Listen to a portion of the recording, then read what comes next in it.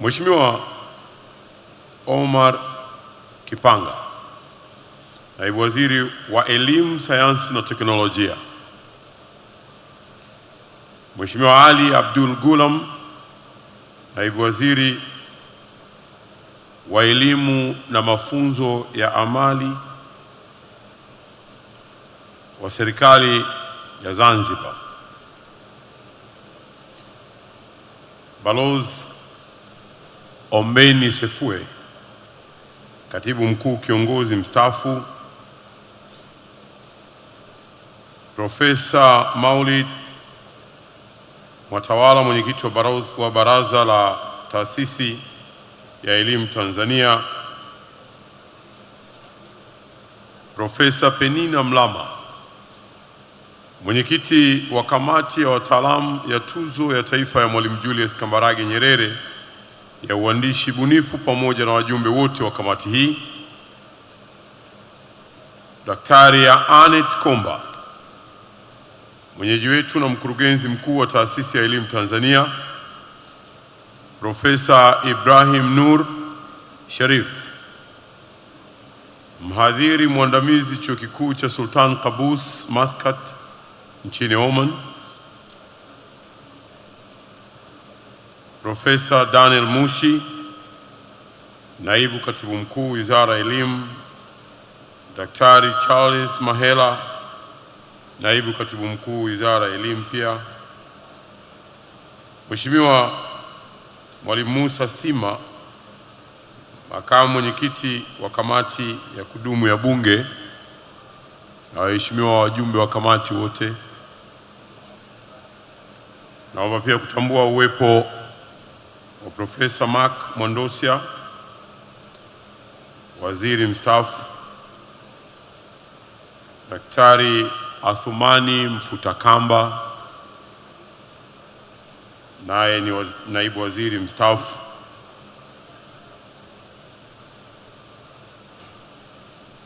Naomba kutambua pia vile jopo la majaji wa shindano la tuzo ya mwaka 24-25 likiongozwa na Profesa Mugiabuso Mulokozi. Viongozi wote wa mashirika ya serikali na sio ya serikali mliopo hapa, wanaukoo wa baba wa taifa Mwalimu Julius Kambarage Nyerere mliopo hapa mkiongozwa na ndugu Madaraka Nyerere, lakini nimeambiwa yuko ndugu Ana Nyerere. Viongozi waandamizi wa mashirika na taasisi binafsi mliopo hapa, waandishi bunifu na wachapishaji wote mliopo hapa, waandishi wa habari, wageni waalikwa, mabibi na mabwana, itifaki imezingatiwa. Awali ya yote, nami naomba niungane na wenzangu waliotangulia kumshukuru Mwenyezi Mungu mwingi wa rehema na mwingi wa ukarimu kwa kutujalia uhai na uzima na kuweza kushiriki katika hafla hii tukiwa na sia njema. Aidha, ninaishukuru sana Wizara ya Elimu, Sayansi na Teknolojia kwa kunialika kwa mgeni rasmi katika hafla hii muhimu ya utoaji wa tuzo ya taifa ya Mwalimu Nyerere ya uandishi bunifu katika nyanja za tamthilia, riwaya, ushairi na hadithi za watoto. Kwangu mimi hii ni heshima kubwa sana. Asanteni sana. Ndugu wageni waalikwa, napenda nianze hotuba yangu kwa kuipongeza sana serikali ya awamu ya 6 chini ya rais wetu Daktari Samia Suluhu Hassan kwa kuweka elimu bora kama kipaumbele cha maendeleo ya taifa. Sote ni mashahidi kuwa serikali ya awamu ya 6 imefanya maboresho ya sera ya elimu. Serikali ya awamu ya 6 imefanya maboresho ya sera ya elimu na mafunzo ya mwaka 2014. Na sasa tuna sera ya elimu na mafunzo ya mwaka 2014 toleo la mwaka 2023, pamoja na maboresho makubwa ya mitaala ya mwaka 2023. Kupitia maboresho hayo, sasa tunataraji kuwa na elimu ambayo inakidhi mahitaji ya nchi na inapelekea kuwa na mhitimu anayeweza kutumia vyema mazingira yake kwa kujiajiri na kuajiri wengine. Ndugu wageni waalikwa, sera ya elimu ya mafunzo ya mwaka 2024 toleo la mwaka 2023 inasema bayana kuwa utekelezaji wenye ufanisi wa mitaala unategemea upatikanaji wa nyenzo, vifaa na zana stahiki za kufundishia na kujifunzia kulingana na mahitaji ya masomo na programu katika ngazi mbalimbali za elimu. Nyenzo, vifaa na zana hizo ni pamoja na vitabu vya kiada na ziada. Hivyo kwa nafasi hii ninaipongeza sana Wizara ya Elimu, Sayansi na Teknolojia kupitia Taasisi ya Elimu Tanzania kwa kuanzisha tuzo hii ili kuibua na kukuza vipaji vya Watanzania katika uandishi bunifu na kuongeza hifadhi ya vitabu vya fasihi vya lugha ya Kiswahili. Nimejulishwa kwa tuzo hii ilianza kutolewa mwaka 2023, na kwa moja ya zawadi ya mshindi wa kwanza ni kwa serikali kuchapisha, kuchapa na kusambaza vitabu vilivyoshinda katika shule, maktaba ya taifa na zile za mikoa. Hili ni jambo jema na kwa hakika litasaidia kuongeza vifaa vya kufundishia na kujifunzia vilivyoandaliwa na waandishi wazawa. Ndugu wageni waalikwa, ninaipongeza pia wizara kwa kuchagua jina la baba wa taifa Mwalimu Nyerere kwa jina mahsusi la tuzo hizi. Mwalimu Julius Kambarage Nyerere aliendeleza lugha ya Kiswahili na pia alikuwa mwandishi bunifu wa mashairi, riwaya na tafsiri. Hivyo ni heshima kubwa tuzo hizi kupewa jina la Mwalimu Nyerere, kwani ni ishara ya kumwenzi yeye pamoja na kazi zake. Ndugu wageni waalikwa, nimeelezwa pia kuwa lengo lingine la tuzo hii ni kukuza lugha ya taifa ya Kiswahili. Ni vema tukafahamu kuwa Kiswahili ni miongoni mwa lugha rasmi katika Umoja wa Afrika na Jumuiya ya Maendeleo ya Kusini mwa Afrika, yani SADC. Aidha, ni lugha iliyoidhinishwa kutumika katika Bunge la Afrika ya Mashariki. Kimataifa, Kiswahili ni miongoni mwa lugha kuu 10 duniani. Hivi karibuni nchi nyingi za Afrika na duniani kote zimeingia makubaliano ya ushirikiano na Tanzania katika kufundisha Kiswahili nchini mwao. Kiswahili pia kinafundishwa katika vyuo vikuu vingi duniani na kinatumika katika vyombo vya habari kama vile BBC, Deutsche Welle, Sauti ya Amerika, Sauti ya Japan na vinginevyo. Kiswahili pia kinatumika katika uigizaji wa tamthilia nyingi majukwani huko mataifani. Hizi ni dalili nzuri kuwa Kiswahili kizuri cha jiuza. Lugha yetu pendwa ya taifa inabidhaika na inahitajika na wengi. Hivyo, utoaji wa tuzo za uandishi bunifu katika lugha ya Kiswahili ni ishara ya kuendelea kukuza lugha hii na utamaduni wake Afrika na duniani kwa ujumla. Ndugu wageni waalikwa, maandiko bunifu yenye tija ni yale yanayoisawiri jamii katika nyanja mbalimbali zikiwemo za kijamii, za kiuchumi, kisayansi na kiteknolojia.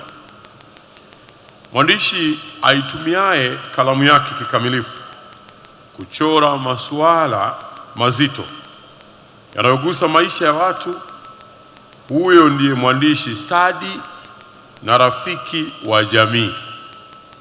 Aidha, kazi bunifu inayoangazia masuala mtambuka ni muhimu kwa ajili ya kuifunda na kuijuza jamii yetu kwa yale yanayojiri. Ninatoa rai kwa waandishi bunifu kuendelea kulifaa taifa letu kwa kalamu zenu. Ndugu wageni waalikwa, nitoe wito kwa Watanzania wenzangu kuendelea kujitokeza kwa wingi kushiriki kwa kuwasilisha miswada yao ili kushindania tuzo hii. Na niwapongeze sana washindi wa mwaka huu, na kwa wote wale waliowasilisha miswada aidha ambao hawatakuwa washindi, niwaombe sana tusikate tamaa ya kuwania tuzo hii. Muhimu ni kuendelea kujifunza uandike nini, kwa nani na kwa wakati gani. Ndugu wageni waalikwa, nimalize kwa kuahidi kuwa serikali yetu itaendelea kutoa fedha za kufanikisha utoaji wa tuzo hii iwezeshe kufanikisha kufikiwa kwa malengo makuu ya tuzo hizi.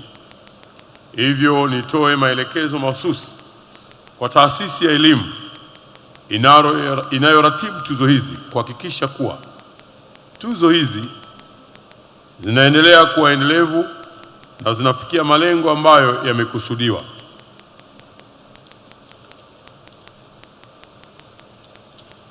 Ngoma ikilia sana hupasuka, nami nikiendelea zaidi nitawachosha.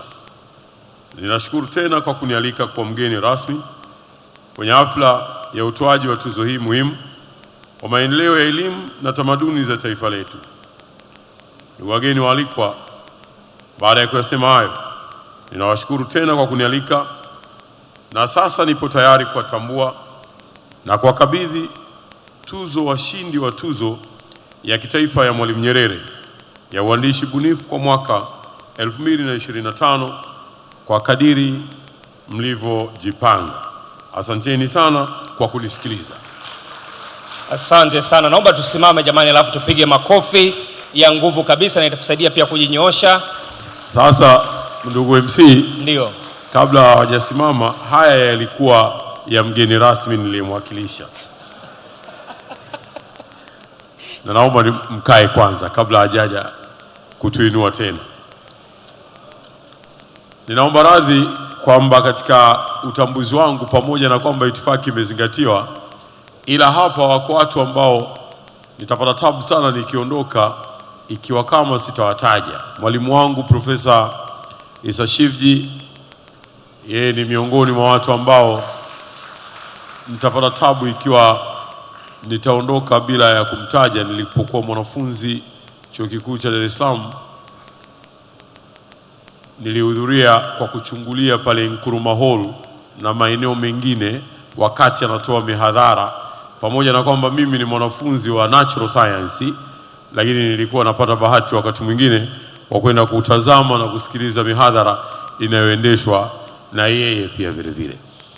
Lakini pia vile vile na wale wengine mbalimbali viongozi wa serikali, ikiwa ni pamoja na Mheshimiwa mkuu wa wilaya yetu ya Kinondoni kaka yangu Saad, na wengine mbalimbali. Nimemwona Mheshimiwa mkuu wa wilaya ya Muheza ambaye pia anatupa ushairi mzuri hapa. Wote naomba niwatambue. Sasa nimalizie ya kwangu. Ya mgeni rasmi nilishayasema, na wako na viongozi wa Chama cha Mapinduzi kutoka mkoani Kilimanjaro, nao wako hapa. Mgeni rasmi nimeyamaliza. Nilipokuwa katika kiti, nimepata nafasi ya kuzungumza na nguli mwalimu wa Kiswahili Profesa Ibrahim Nur Sharif. Pale nikapata nafasi ya kupata faida ya kukaa na mwalimu huyo, na mimi ninaona haitakuwa vyema nikiondoka bila kuwapa faida hii pia. Lakini hiyo naitoa kwenu ikawe ni kama jambo la kulifanyia kazi pia. Mimi wakati namtambua, tulipokaa pale, nikamwambia hapa nipo na mtu ambaye ni mtunzi, alafu nikamwita mchoraji, alafu nikamwita na mpiga picha mahiri. Hili la mtunzi akalikataa, akanambia mimi si mtunzi, bali mimi ni mtungi. Sasa kwa sababu tupo katika jambo la Kiswahili hapa, nikamuuliza imekwaje? Akanambia mtunzi ni mtunzaji na mtungi ni mtungaji. Yeye si mtunzaji, yeye ni mtungaji. Kwa hivyo wako watu wengi humu nimewasikia wanatumia neno mtunzi wa mashairi. Si mtunzi wa mashairi, ni mtungi wa mashairi, ama ni mtungaji wa mashairi. Kwa hivyo wataalamu, hilo ni jambo lenu ambalo Profesa Ibrahim Nur Sharif alitumia nafasi hiyo kunirekebisha mahala pale. Akanipa na lingine, akasema siku hizi tunapenda sana kutumia neno kamati. Akasema kamati ni neno la Kiingereza, lakini tunalo neno la Kiswahili zuri tu ambalo ni jopo. Anashangaa kwa nini watu wanalikimbia neno jopo, wanapendelea sana neno kamati. Ama neno lingine alilonifunza mahala pale, anasema ni tengo, kwa sababu tengo ni neno linalotokana na kujitenga, watu wakawa wamekaa mahala. Kwa hivyo yeye anasisitiza, mgeni wetu maalum, tukipende Kiswahili na tujivune nacho.